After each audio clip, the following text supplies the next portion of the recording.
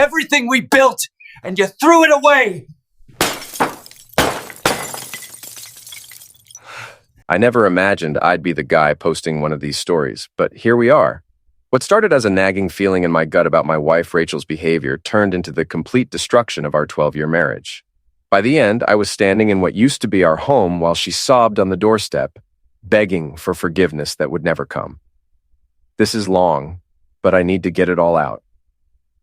It was a regular Saturday morning in early September when things first felt off. I was out in the garage working on my old Challenger, the one I'd been restoring for 3 years.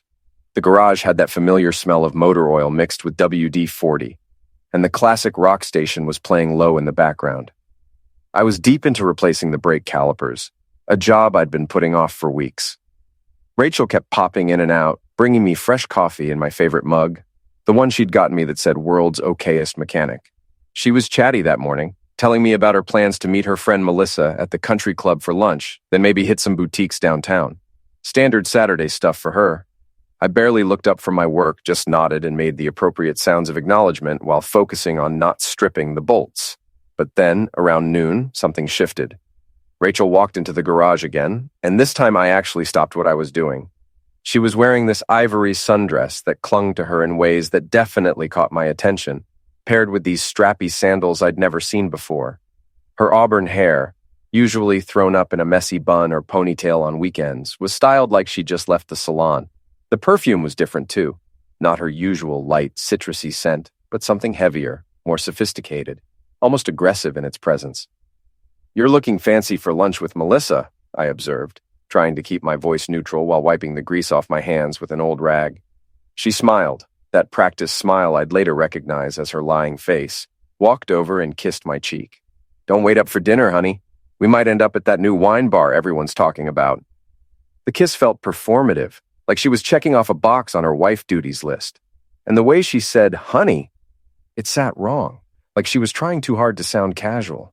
She avoided making real eye contact, her gaze focused somewhere over my shoulder. After she left, her perfume lingered in the garage, mixing strangely with the motor oil. I tried to shake off the weird feeling, told myself I was being paranoid. Rachel had always been social, always liked looking nice when she went out. But something in my gut, that primitive instinct that's kept humans alive for millennia, was sending up flares. The next day, Sunday, I was tackling the mountain of laundry that had accumulated over the week. Rachel liked to sleep late on Sundays, so I usually handled the household stuff in the mornings. I was sorting through the hamper, separating darks from lights, when my hand touched something that didn't belong. It was a navy blue silk tie, expensive looking with a subtle pattern woven into it. The label read some Italian designer name I couldn't pronounce. This definitely wasn't mine. I worked in construction management, and my idea of dressing up was putting on a polo shirt instead of a t-shirt. I held it up to the light, examining it like it was evidence at a crime scene, which, in retrospect, it kind of was. That evening, Rachel was in the living room scrolling through Instagram while I pretended to watch the game. I kept the tie hidden in my pocket, waiting for the right moment. Finally, during a commercial break, I pulled it out. "Hey, found this in the laundry. Any idea whose it is?" I kept my tone light, curious but not accusatory. For just a fraction of a second, I saw something flicker across her face. Panic, maybe, or calculation. Then she laughed. That tinkling laugh she used when she was buying time to think. "Oh, that must be Brandon's. We were helping him prepare for his big presentation to the Japanese investors last week. You know how scattered he gets. Must have gotten mixed up with my gym bag." Brandon was a friend from her office, the kind of guy who definitely wore expensive ties to impress clients. The explanation made perfect sense. Too much sense. It was like she'd rehearsed it, had it ready to go. But what was I going to say? That her perfectly reasonable explanation sounded too perfect. So I nodded, said something about returning it to him, and went back to watching the game while my mind raced. The next weekend, I decided to clean out Rachel's Lexus. She'd mentioned wanting to take a road trip to visit her sister, and I figured I'd surprise her by detailing the car. I was vacuuming under the seats when I found it, a small velvet box wedged between the passenger seat and the center console. My heart started pounding before I even opened it. Inside were white gold cufflinks, pristine and obviously expensive, engraved with the initials MH in elegant script. My hands were actually shaking as I held them up to the light. Who the hell was MH? I spent the rest of the afternoon going through every person we knew, trying to match those initials to a name. Finally, I put the box back exactly where I found it and waited. That night, as we were getting ready for bed, I mentioned casually that I'd cleaned her car. Found some cufflinks under the seat. They look expensive. Rachel was in the middle of her elaborate skincare routine, but I saw her hands pause for just a moment before continuing to smooth serum onto her cheeks. "Oh, those are Mitchell Harrison's from the office. We're organizing this charity auction for the Children's Hospital, and he donated them. I've been meaning to drop them off at the venue, but keep forgetting." Again, a perfectly plausible explanation. Mitchell Harrison was a senior partner at her firm, the kind of man who wore French cuffs and donated expensive items to charity. But the way she delivered the explanation, smooth as silk without a moment's hesitation, it felt rehearsed, like she'd been preparing for this exact question. Over the next few weeks, I started noticing patterns that I'd probably been blind to before. Rachel's phone, which used to lie around the house wherever she last used it, was now always face down and never left her side. She'd even started taking it to the bathroom with her. Her work schedule became increasingly erratic. Emergency meetings that ran late, last-minute client dinners, weekend strategic planning sessions that hadn't existed in the previous 5 years she'd worked there. Her gym routine, which had been like clockwork, Monday, Wednesday, Friday at 6 a.m., suddenly became random. Sometimes she'd go twice in one day, claiming she needed to burn off stress. Other times she'd skip her favorite spin class without explanation. The lies became more elaborate, too. She'd tell me she was going to yoga, then come home smelling like neither sweat nor the lavender spray they used at her studio. When I'd suggested joining her for a Saturday morning class, trying to reconnect with her, she'd laughed it off. "Oh, honey, you'd hate it. It's all middle-aged women complaining about their kids. Plus, it's my decompress time, you know." But Rachel had never minded me joining her before. We used to do couples yoga every Sunday before whatever this was started. I knew I needed help. This was eating me alive, and I couldn't trust my own judgment anymore. So I called in reinforcements, 3 guys I trusted with my life. First was Derek, my best friend since college, who worked in cybersecurity. The man could find anything on anyone if he needed to. Then there was Nathan, my next-door neighbor who'd retired early from private investigation work after a big insurance fraud case set him up for life. Finally, Vincent, a former Navy SEAL who'd served 3 tours in Middle East before coming home to run a security consulting firm.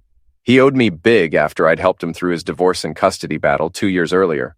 We met in my garage on a Thursday night while Rachel was at another emergency client dinner. I laid out everything: the tie, the cufflinks, the behavior changes, the feeling in my gut that wouldn't go away. Derek was the first to speak. "Listen, brother, if your gut's telling you something's wrong, something's wrong. In my experience, spouses don't suddenly change their entire routine for no reason." Nathan nodded in agreement. "The key is to be smart about this. No confrontation until you have irrefutable proof. If she's hiding something, we'll find it. If she's not, at least you'll have peace of mind." Vincent cracked his knuckles, his face unreadable. "We do this right. Surgical precision, no room for error or excuses." Derek had this tiny camera that looked exactly like a high-end pen, complete with actual ink that wrote. The next morning, I left it on the kitchen counter with a sticky note. "Saw this at the office supply store and thought you'd like it for those important contracts. Love you." Rachel picked it up, examined it briefly, smiled at the note, and tucked it into her purse without suspicion. The camera would activate with motion and had enough battery for 8 hours of recording. What that camera captured over the next few days changed everything. The first few hours were normal. Rachel at her desk, typing on her computer, taking phone calls about actual legal matters.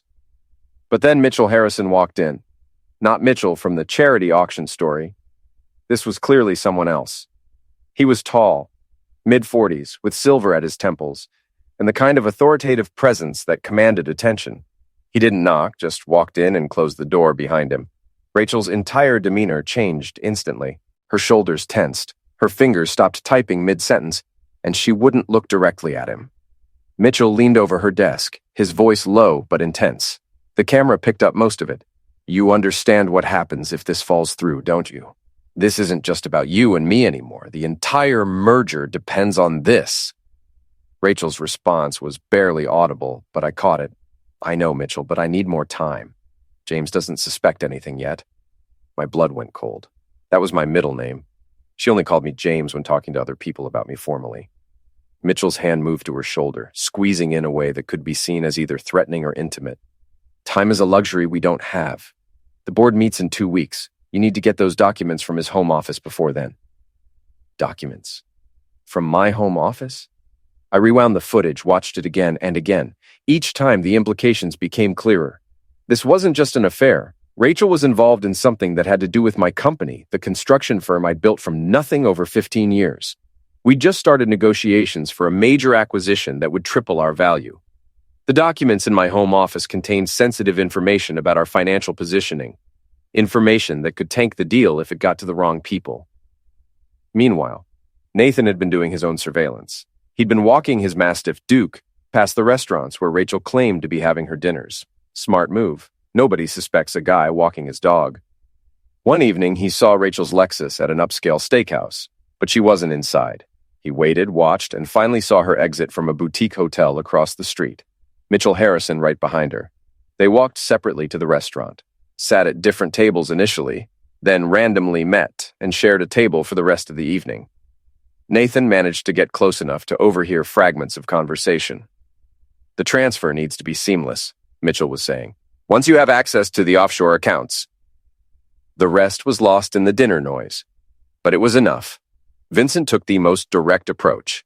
Using his security consulting credentials, he scheduled a meeting at Rachel's firm to discuss upgrading their physical security systems. During the walkthrough, he noticed something interesting. Mitchell Harrison wasn't just a senior partner. He was the managing partner of the Merger and Acquisitions Division, the same division that would benefit enormously from inside information about our company's financial position. Vincent also noted that Rachel had been recently promoted to lead counsel on several high-stakes acquisitions, promotions that seemed rapid given her experience level. That night, when Rachel came home claiming to have been at a bar association mixer, I could barely look at her. She chattered about her day, about the boring speeches and rubber chicken dinner, while I nodded and made appropriate noises. Inside, I was seething.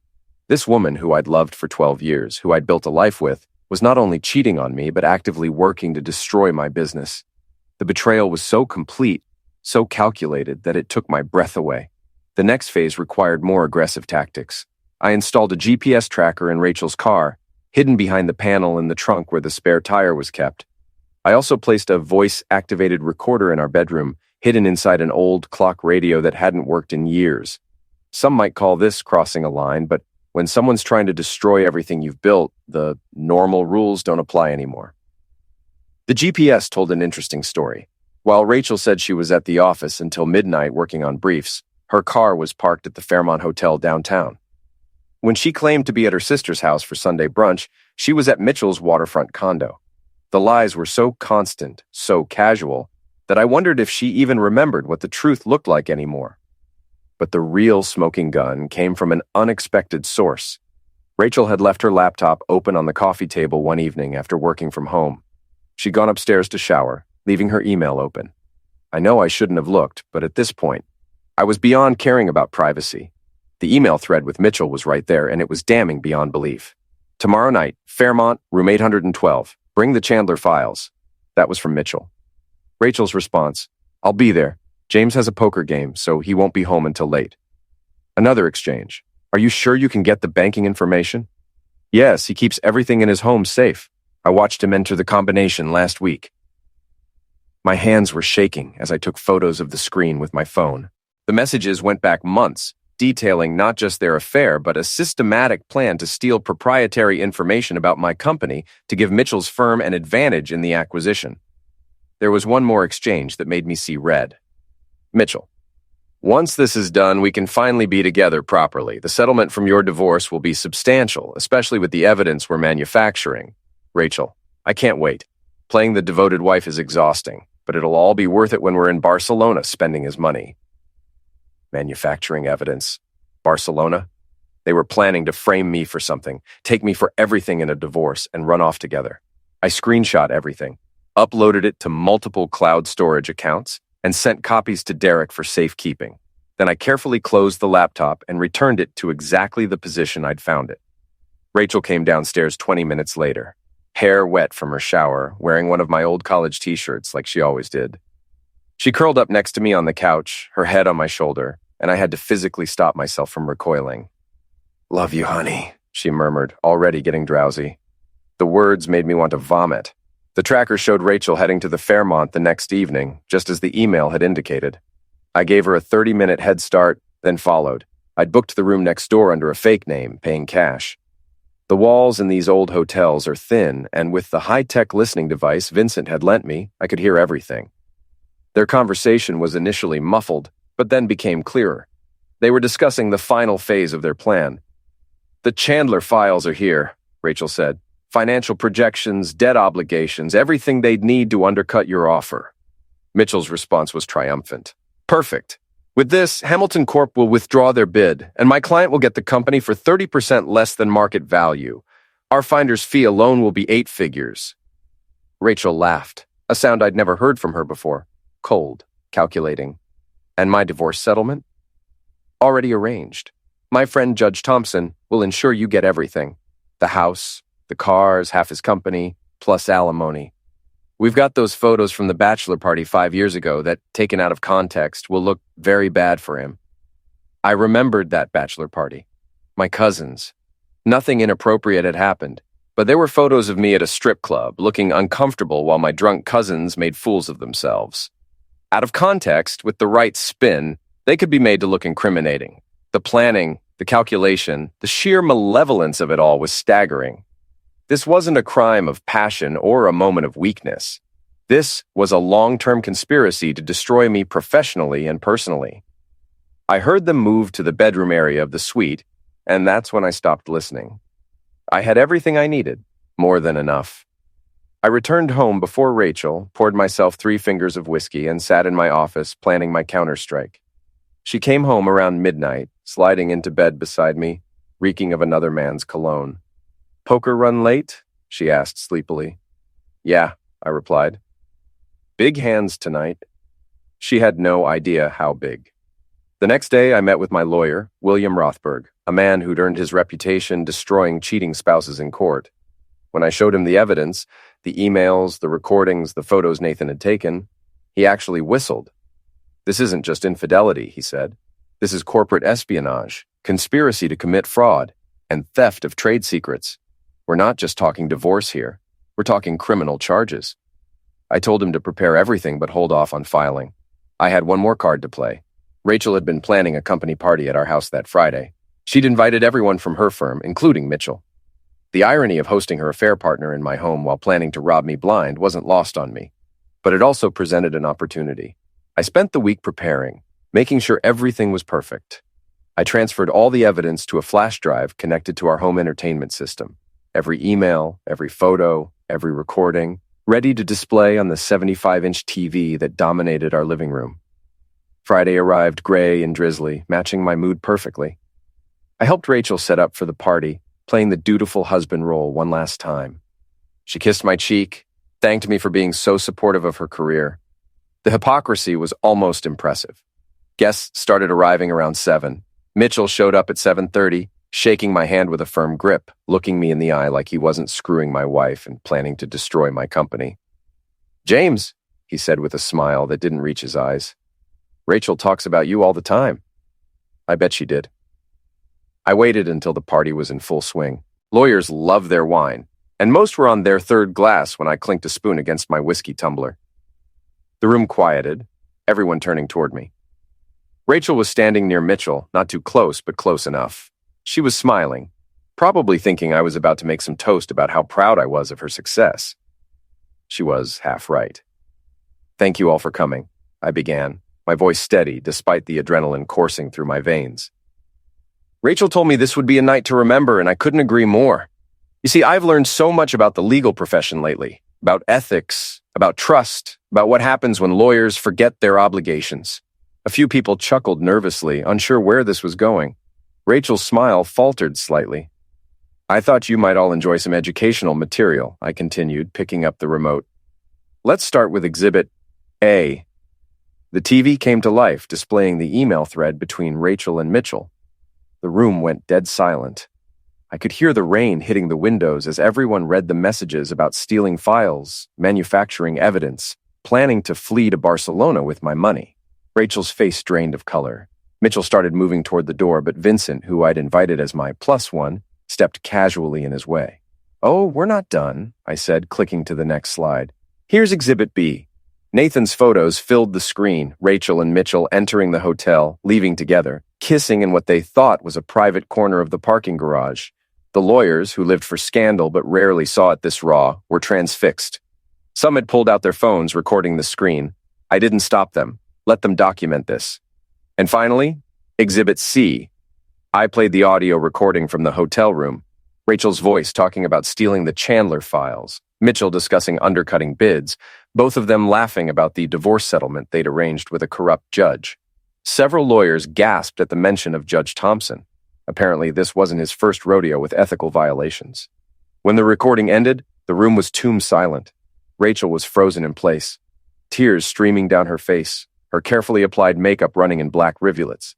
Mitchell had gone from pale to red to purple, his jaw clenched so tight I thought he might crack his teeth. "This is illegal," he sputtered. "You can't record people without their consent." I smiled for the first time that evening. "Actually, counselor, in this state, you can record any conversation you're part of. And since this involves conspiracy to commit corporate espionage, which I very much was part of as the sufferer, it's all admissible. But you knew that, didn't you?" I turned to address the room full of lawyers. "I'm sure the State Bar Association will be very interested in this information, as will the FBI's White-Collar Crime Division, whom I'll be contacting Monday morning."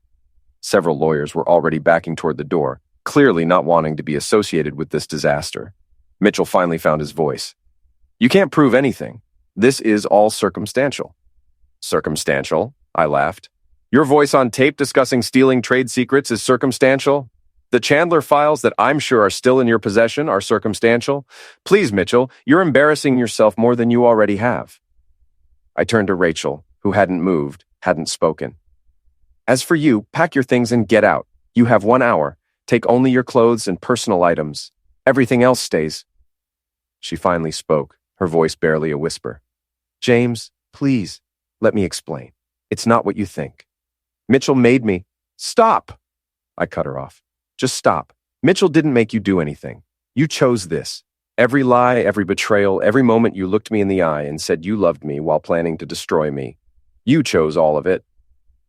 The party guests filed out quickly, most avoiding eye contact, though a few of Rachel's colleagues looked at her with barely disguised disgust. In their world, getting caught was the ultimate sin, worse than the actual crime. Mitchell tried to leave with them, but Vincent stopped him. "Mr. Harrison, my client's attorney would like a word before you go." William had arrived perfectly on cue, serving Mitchell with a lawsuit for corporate espionage, theft of trade secrets, and conspiracy to commit fraud. The damages sought were in the tens of millions. Rachel went upstairs to pack while I stood in the wreckage of our living room, wine glasses abandoned on every surface, the TV still displaying the evidence of her betrayal, the ghost of her perfume lingering in the air. She came down an hour later with 2 suitcases, her face puffy and red. "Where will I go?" she asked. "That's not my problem anymore," I replied, "but I'd suggest you find a good lawyer. You're going to need one." Monday morning came fast. William filed for divorce on grounds of infidelity with all evidence attached. In our state, infidelity still mattered in divorce proceedings, especially when combined with financial fraud. He also filed the civil suit against Mitchell and criminal complaints with both the FBI and State Attorney General. The State Bar was notified of both Mitchell and Rachel's ethical violations. By noon, it was all over the legal community. Rachel and Mitchell's reputations were destroyed before lunch. Mitchell was fired that afternoon. No ceremony, no farewell, just security escorting him out with a cardboard box of his personal items. Rachel was suspended pending investigation, but everyone knew she'd never practice law again. The Chandler files were recovered from Mitchell's home during the FBI raid, confirming everything on the recording. Both faced potential criminal charges for corporate espionage. The divorce proceedings were swift and brutal. The judge, not Thompson but a clean one, reviewed the evidence with barely concealed disgust. Rachel got nothing. No alimony, no property, no share of my company. She was ordered to pay my legal fees and return jewelry I'd bought her over the years. The prenup we'd signed years ago, which she'd thought would protect her assets, ended up protecting mine. Funny how karma works.